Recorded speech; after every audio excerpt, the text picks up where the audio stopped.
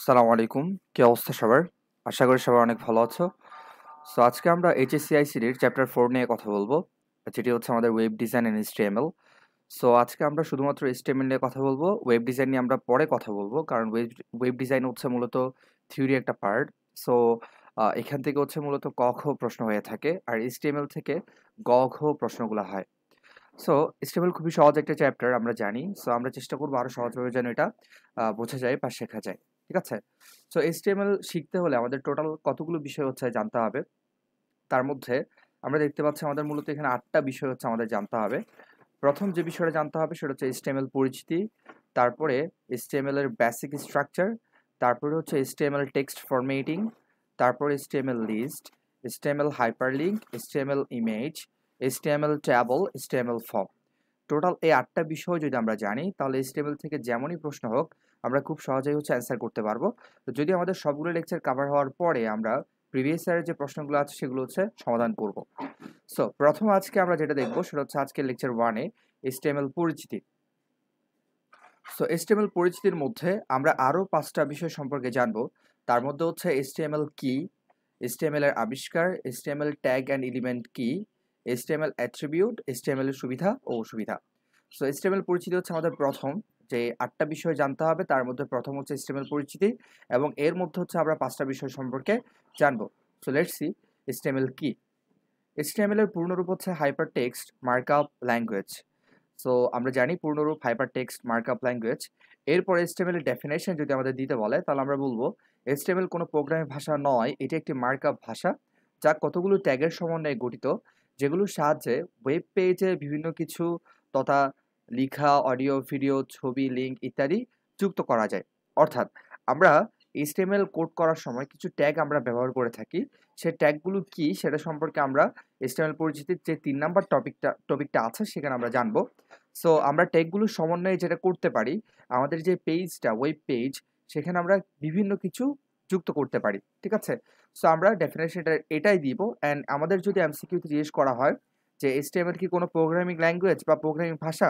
তাহলে আমরা বলব না, HTML কোনো প্রোগ্রামিং ভাষা নয়। এটা একটি মার্কআপ ভাষা অর্থাৎ যেটার সাহায্যে আমরা ওয়েব পেজে কোথায় কি রাখবো, অর্থাৎ আমার কোথায় লিঙ্ক হবে, কোথায় ছবি যুক্ত করব, এই যে একটা জায়গায় একটা জিনিস যুক্ত করার যে কাজ সেটা হচ্ছে HTML দ্বারা করা হয়। ওকে, এরপর আমাদের HTML পরিচিতির সেকেন্ড যে টপিকটা সেটা হচ্ছে HTML এর আবিষ্কার। এটা আমরা জানবো। সো HTML এর আবিষ্কার 1989 সালে টিম বার্নার্স-লি নামক একজন ভদ্রলোক HTML আবিষ্কার করেন। তিনি সুইজারল্যান্ডের জেনেভায় সার্ন নামক একটা কোম্পানিতে যখন কাজ করতেন তখন তিনি এটা আবিষ্কার করেন। সো সার্ন হচ্ছে মূলত এর পূর্ণরূপ ইউরোপিয়ান নিউক্লিয়ার রিসার্চ সেন্টার। আর এখানে আমাদের আরেকটা জিনিস মনে রাখতে হবে সেটা হচ্ছে আমাদের বইয়ে অনেক জায়গায় দেওয়া আছে 1990 সালে হচ্ছে টিম বার্নার্স-লি HTML আবিষ্কার করেন। যদি আমাদের এমসিকিউতে 1989 থাকে তাহলে আমরা 1989 অ্যান্সার করব। যদি 1990 থাকে সেক্ষেত্রে আমরা 1990 অ্যান্সার করব। ঠিক আছে? সো এটা নিয়ে হচ্ছে এত মানে প্রবলেম ফেস করার কিছু নাই। যেটা থাকবে আমরা সেটা অ্যান্সার করব। যদি ২টা থাকে, ২টা একই সাথে দেওয়া থাকে সেক্ষেত্রে আমরা 1989 টাই অ্যান্সার করব। আচ্ছা, তাহলে দেখে নিলাম টিম বার্নার্স-লি 1989 সালে HTML আবিষ্কার করেন। এরপরে ৩ নাম্বার যে টপিকটা HTML পরিচিতি ৩ নাম্বার টপিকটা কি ছিল sir? HTML tag and element. ঠিক আছে?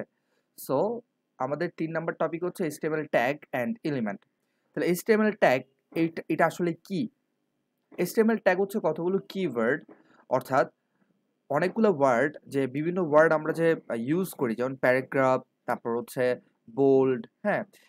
আন্ডারলাইন, এই যে বিভিন্ন ওয়ার্ড আমরা ইউজ করি, এই প্রত্যেকটা ওয়ার্ডের প্রথম যে লেটারটা আছে, প্রথম যে অক্ষরটা সেটা নিয়ে প্রথম বর্ণটা নিয়ে হচ্ছে আসলে ট্যাগ গঠন করা হয়।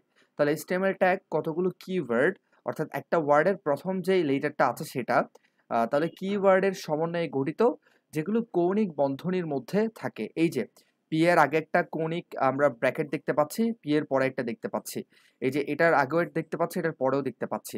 তাহলে যেগুলো কৌণিক বন্ধনীর মধ্যে থাকে, HTML ট্যাগের সাহায্যে ওয়েব পেজে বিভিন্ন লিখা, অডিও, ভিডিও, ছবি, লিঙ্ক ইত্যাদি যুক্ত করা যায়, যেটা আমরা একটু আগেও দেখলাম।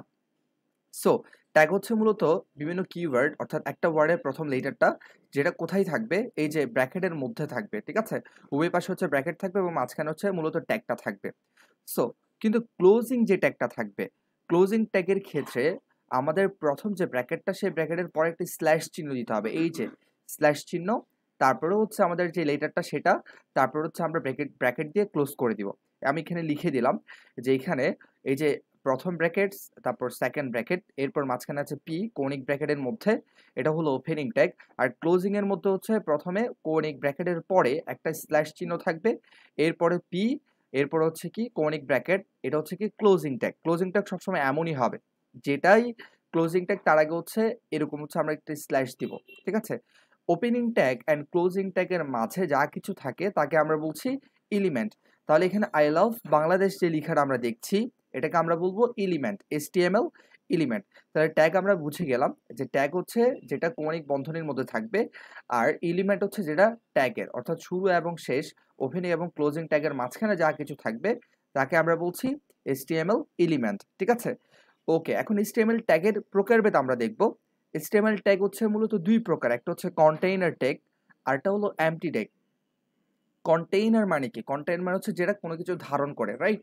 তাহলে কন্টেইনার ট্যাগ মানে হচ্ছে যেই ট্যাগের ওপেনিং এবং ক্লোজিং ট্যাগ থাকে বা আছে তাকে আমরা বলবো কন্টেইনার ট্যাগ। যেমন একটু আগে আমরা পি দেখলাম, এই দেখো পি শুরু এবং হচ্ছে কি শেষ, ওপেনিং আছে ক্লোজিং আছে। ক্লোজিং কিভাবে বুঝবো?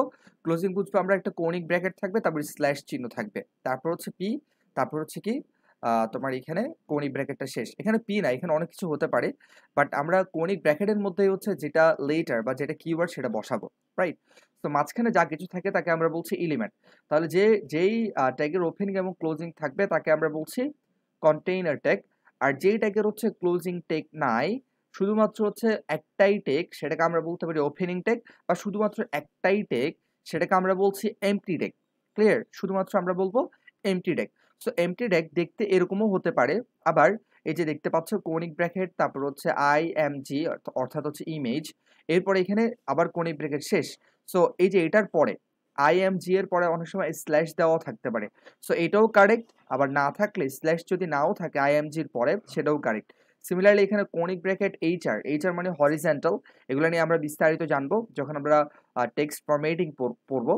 তো HR এর পরে হচ্ছে এখানে কৌণিক ব্র্যাকেট থাকতেও পারে নাও থাকতে পারে, না থাকলেও এটা এমটি ট্যাগ, থাকলেও এমটি ট্যাগ। ক্লিয়ার? তো এটা নিয়ে ঘাবড়ানোর কিছু নাই। তাহলে আমরা দেখলাম যে ট্যাগের শুধুমাত্র একটাই থাকে, কোনো ক্লোজিং থাকে না, সেটাকে আমরা বলছি এমটি ট্যাগ। তাহলে ট্যাগ আমাদের ক্লিয়ার, এলিমেন্টটা আমাদের ক্লিয়ার। এরপরে আমাদের HTML পরিচিতির মধ্যে আমাদের যে টপিকটা ছিল সেটা হচ্ছে HTML অ্যাট্রিবিউট। সো ট্যাগের সাথে খুবই রিলেটেড একটা টপিক হচ্ছে অ্যাট্রিবিউট, যেটা আমাদের অবশ্যই জানতে হবে এবং এটার অনেক ব্যবহার আমরা এখানে দেখতে পাবো।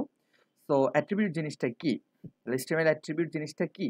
দেখো, আমি প্রথমে সংজ্ঞাটা বোঝানোর আগে একটু চেষ্টা করি তোমাদেরকে যে অ্যাট্রিবিউট জিনিসটাকে প্র্যাকটিক্যালি বোঝানোর। তাতে করে যেটা হবে তোমরা সংজ্ঞাটা নিজেরাই হচ্ছে বলতে পারবে। দেখো, H1 একটা ট্যাগ, H1 হচ্ছে একটা কিওয়ার্ড। সো এটা ট্যাগ কিভাবে বুঝলাম? এটার আগে হচ্ছে কৌণিক ব্র্যাকেট আছে, পরেও কৌণিক ব্র্যাকেট আছে।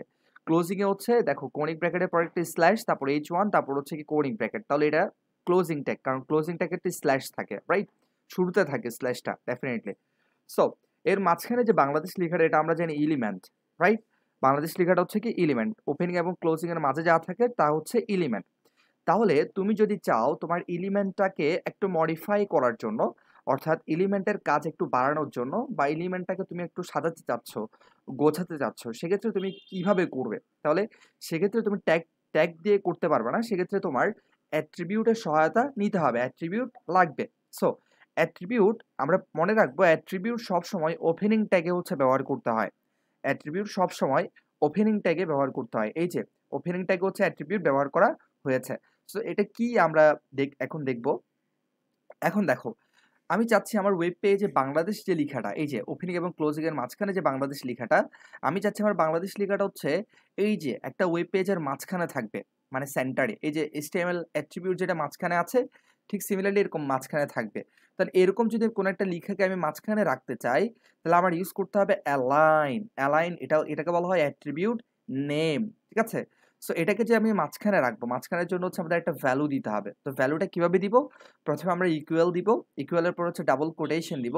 ডাবল কোটেশনের মধ্যে আমরা লিখবো যেহেতু এটা মাঝখানে থাকবে, ইট মিনস এটা সেন্টার। তাহলে আমরা এখানে বলে দিব যে align equal double quotation center, double কোটেশনের মধ্যে সেন্টার লিখবো। যখন আমরা এটা লিখবো তখন বাংলাদেশ যে লেখাটা সেটা হচ্ছে মাঝখানে চলে আসবে, ঠিক আছে?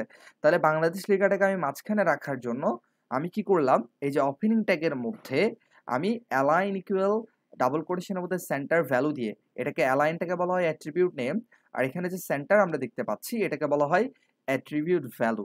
তাহলে আমরা অ্যাট্রিবিউট নেম এবং তার ভ্যালু দিয়ে আমরা এই লেখাটাকে একটু মডিফাই করলাম, অর্থাৎ এটাকে মাঝখানে নিয়ে আসলাম। সিমিলারলি তোমরা এই লেখাটাকে চাইলে কালার করতে পারবে, এই লেখাটাকে চাইলে বড় করতে পারবে, ছোট করতে পারবে, ঠিক আছে? এই লেখাটার ফন্ট চেঞ্জ করতে পারবে। সো এগুলার যে অ্যাট্রিবিউট গুলো আছে এগুলো আমরা যখন টেক্সট ফরম্যাটিং করব তখন আমরা এগুলা ডিটেলস জানবো, রাইট? ওকে, এরপর আমরা দেখতে পাচ্ছি, দেখো এখানে আমি যদি বাংলাদেশ লেখাটাকে লেফটে রাখতে চাই, অ্যাজ ইউজুয়াল হচ্ছে একটা লেখা লেফটে থাকে। যদি আমি চাই যে না এরকম লেখাটা মাঝখানে আছে, আমি লেফটে আনতে চাচ্ছি, তাহলে আমি এখানে লিখবো অ্যালাইন ইকুয়াল ভ্যালু দিব কি লেফট, ঠিক আছে? Attribute value left. তখন যখন লেফট লিখবো তখন লেখাটা লেফটে চলে আসবে। যখন আমি অ্যালাইন ইকুয়াল অ্যাট্রিবিউট ভ্যালু দিব হচ্ছে কি ডাবল কোটেশনের মধ্যে রাইট, তখন লেখাটা এই দেখো বাংলাদেশ রাইটে চলে আসছে, ঠিক আছে? ডান পাশে চলে আসছে। সো এটা হচ্ছে আমাদের বোঝার বিষয় ছিল যে অ্যাট্রিবিউটের কাজ হচ্ছে HTML যে এলিমেন্ট আছে এলিমেন্টের কাজ বাড়ানো, অর্থাৎ এলিমেন্টকে হচ্ছে অতিরিক্ত তথ্য দেওয়া, রাইট? সো এটা সবসময় ওপেনিং ট্যাগে হয়। তাহলে আমাদেরকে যদি জিজ্ঞেস করা হয় যে HTML অ্যাট্রিবিউট কোন ট্যাগের মধ্যে লেখা হয়, তাহলে HTML অ্যাট্রিবিউট অলওয়েজ ওপেনিং ট্যাগে লেখা হয়, এবং আমাদের যেই এমটি ট্যাগগুলো আছে যেগুলোর ক্লোজিং নাই ওই এমটি ট্যাগের মধ্যেই অ্যাট্রিবিউট লেখা হয়, ক্লোজিং ট্যাগে কখনোই অ্যাট্রিবিউট লেখা যাবে না।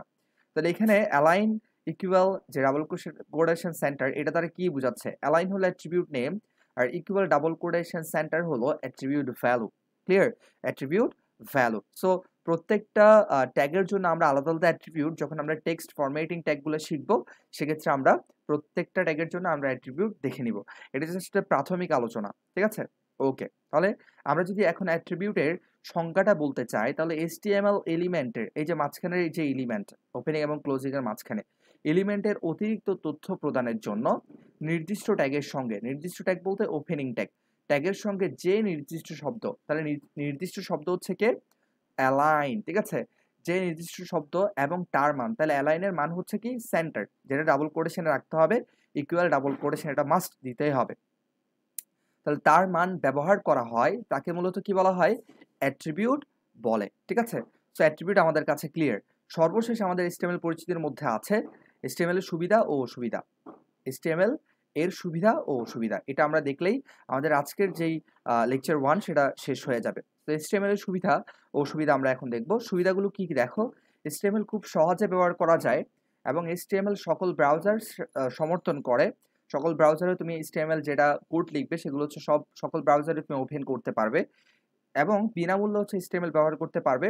HTML দ্বারা তৈরিকৃত ওয়েব পেজ লোড হতে কম সময় লাগে, অর্থাৎ তুমি HTML দিয়ে যদি কোনো ওয়েব পেজ তুমি ক্রিয়েট করো সেটা খুব সহজেই যে কোনো ব্রাউজারে ওপেন হয়ে যায়, সময় কম লাগে, ঠিক আছে? কারণ এটার স্টোরেজ কম নাই।